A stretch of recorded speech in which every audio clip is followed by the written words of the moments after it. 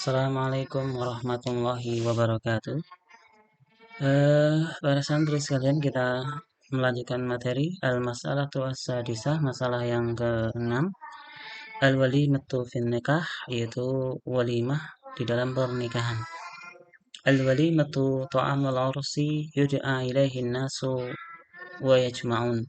Jadi walimah itu adalah ta'amul urs, yaitu makanan ya dalam rangka pernikahan. Yud'a ilaihin nas, manusia ataupun orang-orang diundang untuk datang, wa yajma'un, kemudian mereka berkumpul. Wa yusannu amal walimatin nikah, dan disunahkan untuk mengadakan walimah pernikahan. Li hadis Abdurrahman ibn Auf, berdasarkan hadis Abdurrahman ibn Auf, annahu tazawwaja imra'atan, bahwasanya beliau menikahi seorang wanita. Faqala lahu Nabi sallallahu alaihi wasallam, maka Rasulullah SAW bersabda kepadanya, mengatakan kepadanya, aulim walau bisyatin, adakan walimah walaupun dengan menyembelih seekor kambing. Wa aulaman Nabiyyu sallallahu alaihi wasallam ala Zainab radhiyallahu anha bi khubsin wa lahmin, dan juga Rasulullah SAW pernah mengadakan walimahnya, yaitu Zainab, dengan menggunakan, yaitu menghidangkan, yaitu roti dan daging. Wa aulama Nabiyyu sallallahu alaihi wasallam ala ba'di nisa'ihi bi muddaini min sya'irin. Kemudian beliau pun juga pernah mengadakan walimah untuk sebagian istri-istrinya bi muddaini min sya'irin, dengan 2 mud dari gandum. Nah, itu adalah tentang walimah dan juga dalil disunahkannya walimah. Kemudian yang selanjutnya adalah hukum mendatangi walimah. Al-mas'alatu as-sabi'ah, masalah yang ke-7.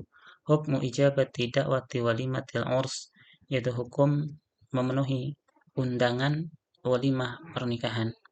Yajibu ala man du'iya li walimati ursin an yujiba, wajib bagi orang yang diundang untuk mendatangi walimah, an yujiba, untuk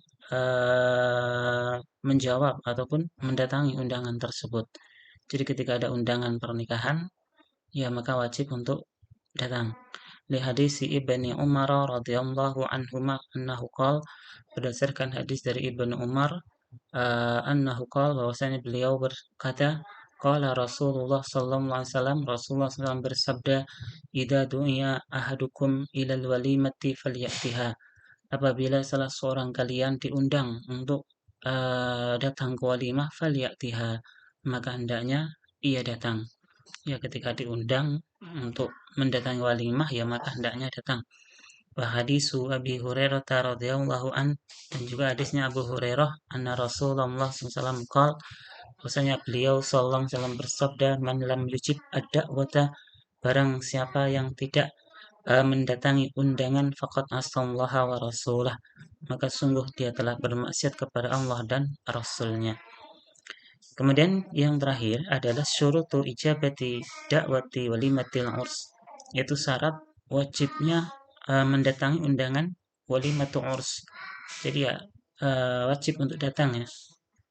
Nah, kapan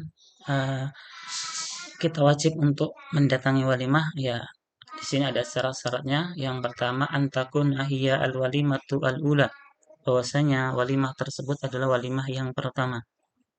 Fa in ulama fi aksara min yaumin ustuhibba fis sani wa kariha fis salis, maka apabila seseorang itu mengadakan walimah lebih dari sehari, misalkan 2 hari, 3 hari, dan seterusnya, ustuhibba fis sani, maka yang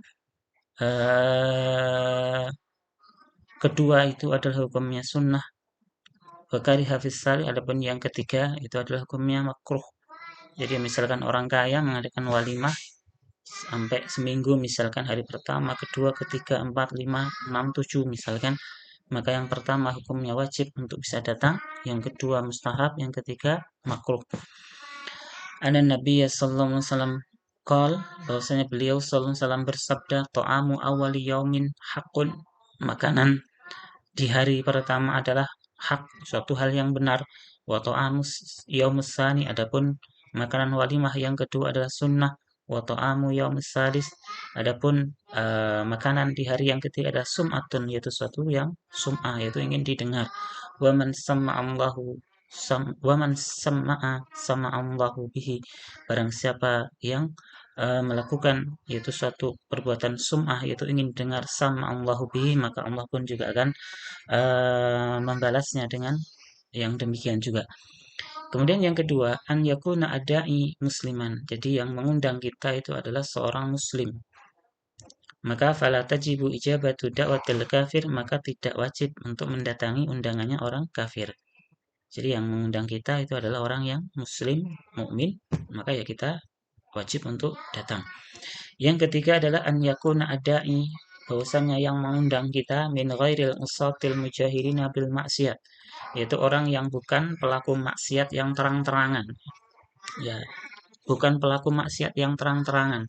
Wala yakuna dhaliman aw sahiba mali haram, dan orang yang mengundang juga bukan orang yang zalim atau orang yang mempunyai harta yang haram. Yang keempat adalah antakuna dakwatu muayyanatan. Yang keempat itu adalah dakwah undangan itu adalah secara pasti, dalam arti ditentukan. Misalkan diundang secara pribadi seperti itu, maka ya harus datang. Ketika undangan itu bersifat umum, nah, misalkan halayak umum, ya maka tidak wajib.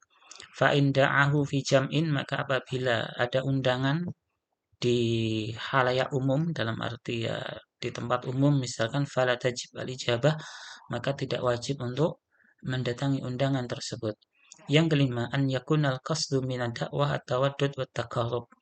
Yang kelima itu adalah maksud dari undangan tersebut adalah untuk kasih sayang dan untuk mendekatkan, untuk rasa kasih sayang dan supaya hubungannya menjadi dekat.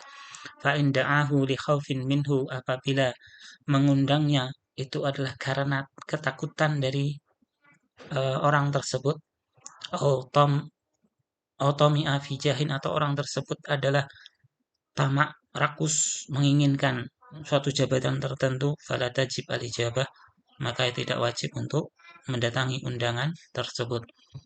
Yang keenam adalah alla yakuna fil walimati munkarun, bahwasanya di dalam walimah itu tidak ada suatu hal yang mungkar, tidak ada suatu hal yang terlarang, tidak ada sesuatu hal yang menyelisihi syariat agama Islam. Khamrin, seperti dihidangkannya khamr, wa ghina, ataupun nyanyian-nyanyian, wa ma'azib, ataupun musik, wa ikhtilati rijal binisa, bercampur baurnya wanita dan perempuan. Fa in wujida syai'un min dzalika, maka apabila sesuatu dari hal-hal ini ada, yaitu kemungkaran-kemungkaran itu ada, fala tajibid dakwah, maka tidak wajib untuk mendatangi undangan tersebut. Di hadis Jabir radhiyallahu anna Rasulullah SAW qol, berdasarkan hadis Jabir bahwasanya Rasulullah SAW bersabda, man kana yu'minu billahi wal yawmil akhir, maka barang siapa yang beriman kepada Allah dan beriman kepada hari kiamat, fala yaqudanna ala ma'idatin, maka janganlah ia duduk di atas hidangan, nah di depan hidangan, yudaru alaihal khumur, yang diedarkan di hidangan tersebut yaitu minuman keras atau khamr. Kemudian fa in kana al-mad'u, dan apabila orang yang diundang al-mad'u yastati, mampu bisa izalatul munkar, yaitu menghilangkan kemungkaran tersebut bi khudurihi, dengan kehadirannya, wajib alaihi al-khudur, maka wajib baginya untuk bisa hadir. Wa ijabah dakwah, dan juga mendatangi undangan tersebut. Wa izalatil munkar, dan menghilangkan kemungkaran tersebut. Jadi ya kalau yang diundang itu ya mampu untuk bisa menghilangkan kemungkaran tersebut dengan kedatangannya, ya kemudian dia mampu menghilangkan kemungkaran, ya maka dia wajib untuk datang. Li hadis Abi Sa'id Al-Khudri, berdasarkan hadis dari Sa'id ibn Al-Khudri an Rasulullah sallallahu alaihi wasallam, dari Rasulullah SAW qol, man ra'a minkum munkaron, barang siapa di antara kalian yang melihat suatu kemungkaran, falyughayyirhu biyadihi, maka hendaknya dia mengubahnya dengan tangannya.